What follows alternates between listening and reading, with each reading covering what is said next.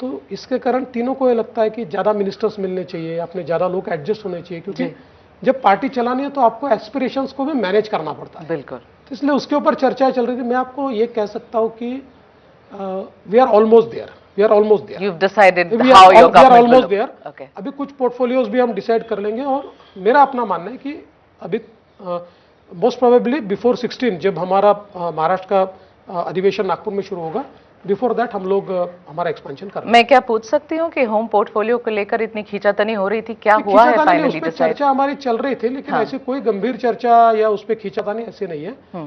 देखिए, नॉर्मली क्या होता है, होम होता है, फाइनेंस होता है, यूडी होता है, ऐसे कुछ पोर्टफोलियोज जो होते हैं, ये एक प्रकार से डिफाइनिंग इस प्रकार के पोर्टफोलियोज होते हैं।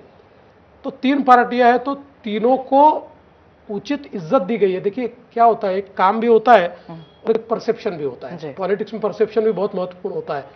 तो परसेप्शन वाइज भी तीनों पार्टियों को ठीक न्याय मिला है, ये दिखाना भी बहुत जरूरी होता है। तो इसके लिए चर्चा चल रही है। क्या होम आप रख रहे हैं?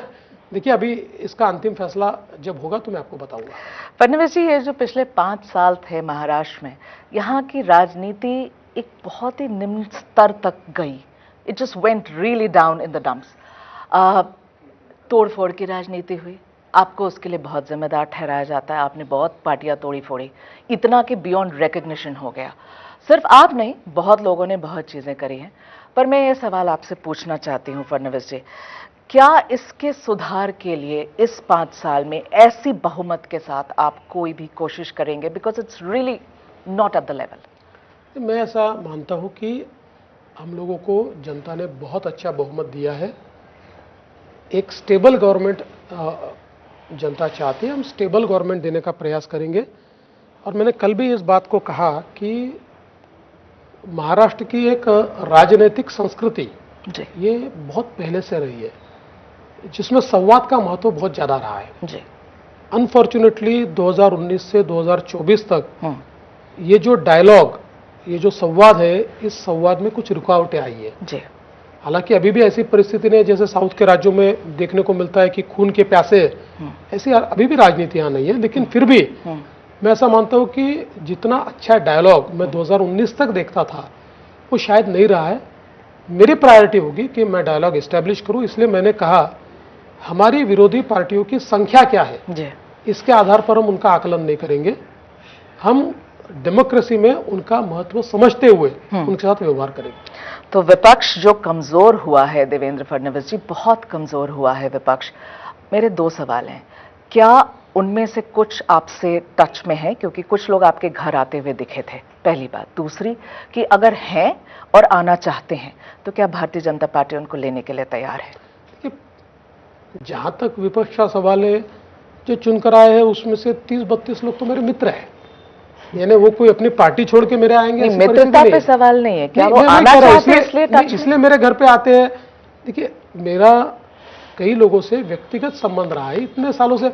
अब मुझे 25 साल विधानसभा में हो गए और सभी से मित्रता है। मेरा एक स्वभाव है, जो मेरे पास आता है मैं उसका स्वागत करता हूं। तो इसलिए अभी कोई हमारा ऐसा प्लान नहीं है कि कोई हम लोग किसी को ले वगैरह, ऐसा कोई प्लान चल नहीं रहा है।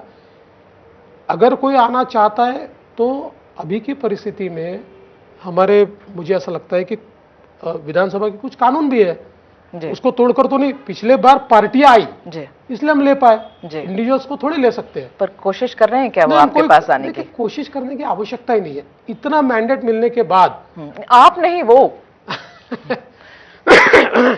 मुझे ऐसा लगता है आपने बहुत जल्दी ये सवाल पूछा है, कुछ दिनों के बाद पूछिए तो बताऊंगा। ओके फडणवीस जी, लास्ट 2 सवाल मेरे। आर्थिक स्थिति स्टेट की अच्छी नहीं है, it's not good at this moment.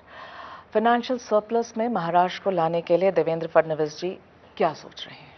कि फाइनेंशियल सरप्लस में लाने का तो मेरा कोई विजन नहीं है। इसका मैं कारण कहता हूं कि हम लोग जिस समय एक डेवलपिंग नेशन की इकोनॉमी को देखते हैं, तो डेवलपिंग नेशन की इकोनॉमी में पैसा सही इन्वेस्ट होना चाहिए। ये डेफिसिट की इकोनॉमी होती है लेकिन मैनेजेबल डेफिसिट और पैसे का सही इन्वेस्टमेंट, इन 2 चीज़ों पर मुझे काम करना पड़ेगा। क्योंकि पिछले कई सालों में हम लोगों ने ये प्रयास किया है कि हमारा जो डेट जीडीपी रेशियो है, इसको एट द मोस्ट 18 तक हम लोग